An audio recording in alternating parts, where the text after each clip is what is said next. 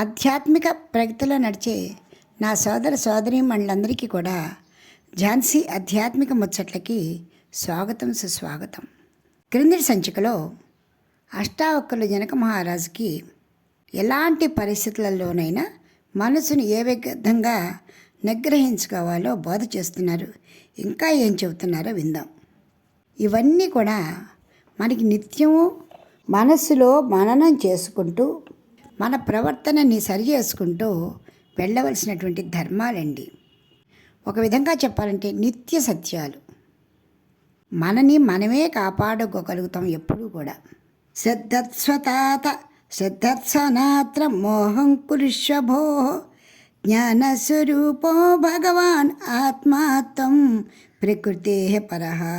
ఆయన జనక మహారాజా ఎప్పుడూ కూడా శ్రద్ధను మాత్రం వేడద్దు. ఏ పరమ పురుషుని కోసమైతే నీవు తపన చెందుతున్నావో, ఏ సత్య వస్తువునైతే నీవు శోధిస్తున్నావో, ఏ మనస్సు చంచలత లేకుండా ఉండటం కోసమని ప్రయత్నం చేస్తున్నావో దాని మీద ఎలాంటి పరిస్థితులు ఎదురొచ్చినా కూడా శ్రద్ధను వేడవద్దు. మనస్సుని ఎప్పుడు కూడా ప్రకృతికి అతీతంగా ఉంచుకో. కారణము, మనము జననము ఏ ప్రకృతి నుండి వచ్చిందో మరణం కూడా ఆ ప్రకృతిలోకి వెళ్ళిపోతుంది. ప్రకృతి సంబంధమైన శరీరం గురించి నువ్వు ఆలోచించవద్దు.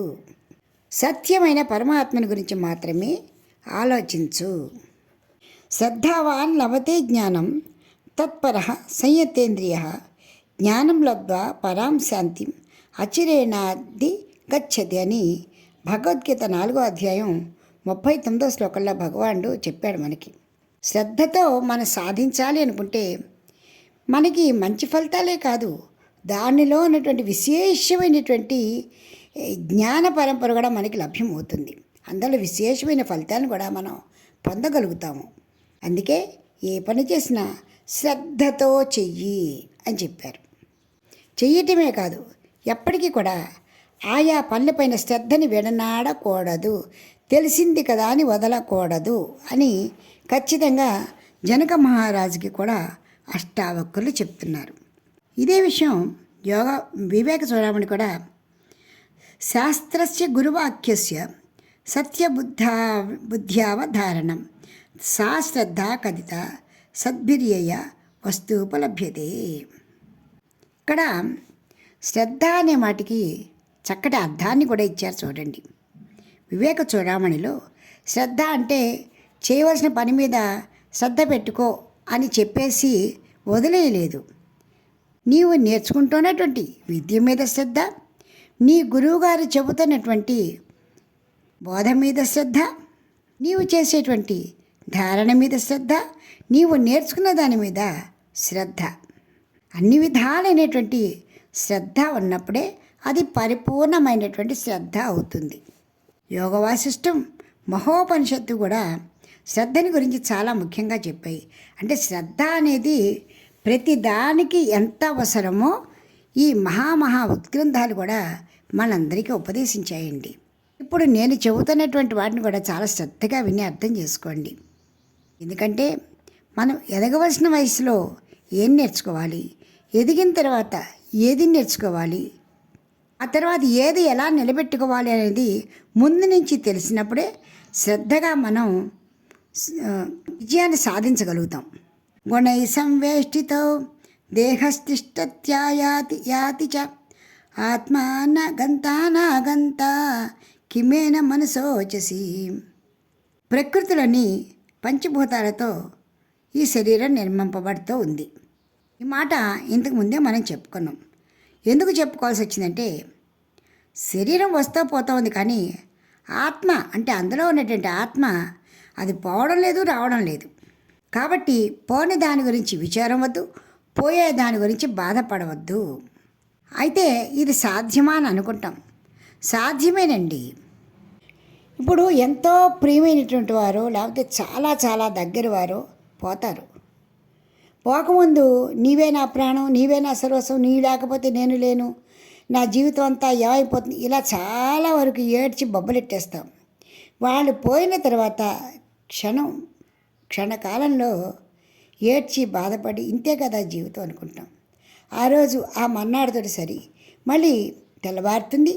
నిత్య నైమిత్తిక కార్యక్రమాలన్నీ జరుపుకుంటాం. యథాలాపంగా మన పనులు మనం సాగతీసుకుంటూనే ఉంటాం. వాళ్ళు ఉన్నప్పుడు వాళ్ళ గురించి చాలా చెప్పుకుంటే, వాళ్ళు లేకపోతే నేను లేను, నేను బతికే బతుకులు, నా జీవితం అయిపోయింది, నా ఇంకేముంది, నీకోసమే బతుకుతున్నాను, ఇలా 100 చెప్పుకుంటాం. మరి పోయిన వాళ్ళతో పోగలుగుతున్నామా? లేదు కదా. అంటే కాలానికి ఉన్న గొప్పతనం, మన మనసుకు ఉన్న గొప్పతనం కూడా అదే. ఉన్నప్పుడు చాలా తాపత్రయపడిపోతూ ఉంటాం, ఆ తర్వాత నింపాదిగా వదిలేస్తాం. అంటే మనకి కూడా తెలుసు కదా వదిలేయాలని. అందువల్ల పోయే శరీరం గురించి చింతపడవద్దు.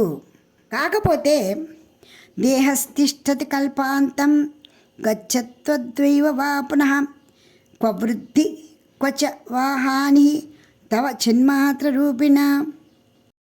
మనం దేని గురించి ఆలోచించాలి అంటే ఈ శరీరం గురించి కాదు అని స్పష్టంగా చెప్తున్నాడు.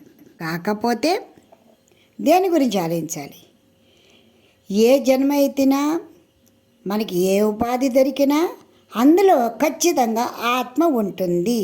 అది ఎక్కడిదో కాదు, మన పూర్వజన్మ కర్మలలో, మన ప్రారంభ కర్మలలో మనం చేస్తున్నటువంటి పనుల వాసనలు, పనుల యొక్క ఫలితాలు మన చుట్టూ తిరుగుతూనే ఉంటాయి. అవే ఒక రూపం దాల్చి మళ్ళీ జన్మెత్తుతాము. కాబట్టి వాటి గురించి శ్రద్ధగా ఉండు. అంటే మంచి పనులు, మంచి కర్మలు చేస్తే మంచి వాసనలు వచ్చి మంచి జన్మ అయితే సుఖంగా ఉంటాము. అదే చెడు ఆలోచనలు, చెడు బుద్ధులు, చెడు ప్రవృత్తితో ఉంటే కొంచెం కష్టమైన జన్మ ఎత్తుతాము, అంటే జన్మంతా కష్టపడుతూ ఉంటాము అని ఆయన స్పష్టంగా చెబుతున్నారు.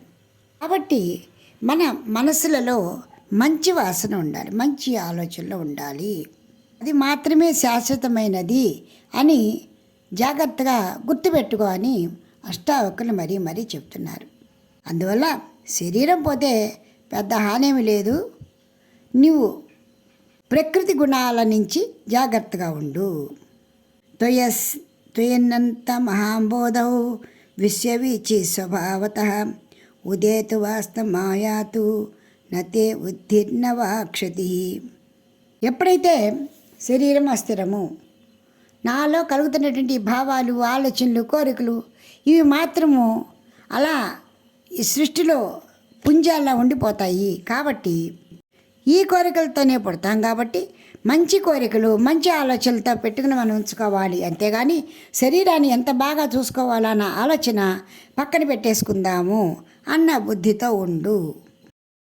ఇక్కడ ఆయన ఆత్మ గురించే చెబుతున్నారు చూడండి. ఇంకా శరీరం గురించి ఆలోచించద్దు అని స్పష్టంగా చెబుతూనే అంత స్పష్టంగా ఆత్మ గురించి చెబుతున్నారు. ఈ ఆత్మతత్వాన్ని వింటుంటే మనకి పరమేశ్వరుడే గుర్తొస్తాడండి. అని నిరాకారుడు, నిరంజనుడు, నిరామయుడు. ఏకస్మిన్నవ్యయే శాంతే చిదాకాశే మలేత్వయి కుతో జన్మ కుతః కర్మ కుతో అహంకార ఏవ చ. పరిణామరహితం, ఎలాంటి పరిణామాలు ఉండవు. శాంతము, చిత్స్వరూపము, నిష్కళంకము, ఏకమైనటువంటి ఆత్మ మాత్రమే నీలో ఉన్నది. శాశ్వతమైనటువంటి ఆత్మ నీలో ఉన్నది.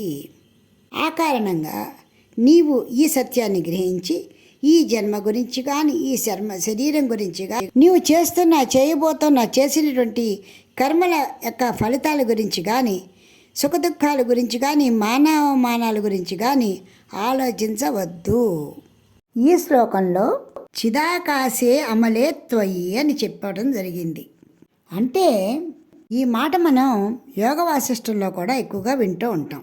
అసలు ఈ చిదాకాశం అంటే ఏమిటి తెలుసుకుందాం.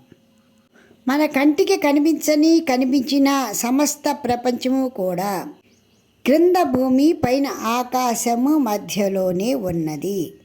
ఇది వాస్తవము, ఇది నగ్న సత్యం.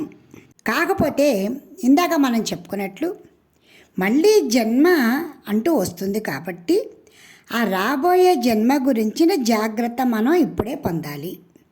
మనం పూర్వజన్మలో చేసినటువంటి కర్మ ఫలితంగా ఈ జన్మలో ఎన్నో అనుభవిస్తున్నాం. కాబట్టి ఇది అనుభవంతో ఈ విషయాన్ని జ్ఞాపకం పెట్టుకుని ముందు జన్మ తప్పదు కాబట్టి మంచి మంచి పనులు చేయటమో, మంచి ఆలోచనలు చేయటమో, నిరంతరము కూడా సద్బుద్ధితో ఉండటము చేస్తే మంచి జన్మ అలా అలా అలా అలా జన్మ పరంపర మంచి వరకు మాత్రమే వెళ్ళి చివరికి ఆ భగవంతుని యొక్క సామీప్యము సారూప్యము సాహిత్యము పొందేందుకు అవకాశం ఉంటుంది.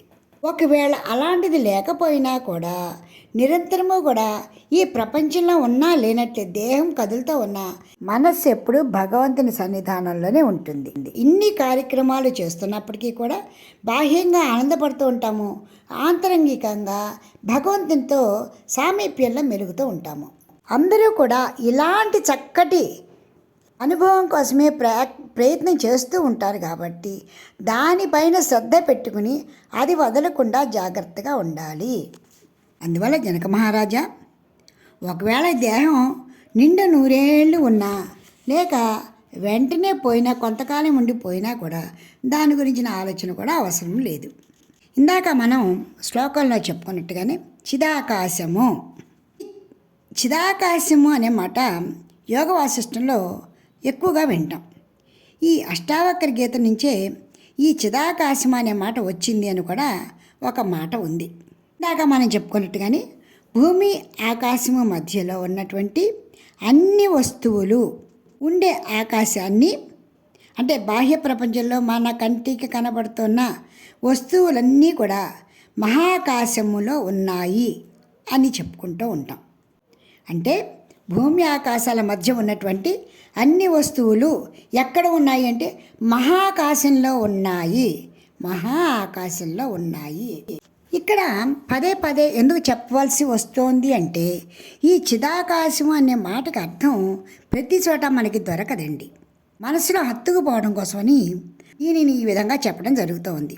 భూమి ఆకాశాల మధ్య ఉన్నటువంటి అంటే మనందరం కూడా మహాకాశంలో ఉన్నాము అని అర్థం. మరి చిదాకాశం అంటే ఏమిటి?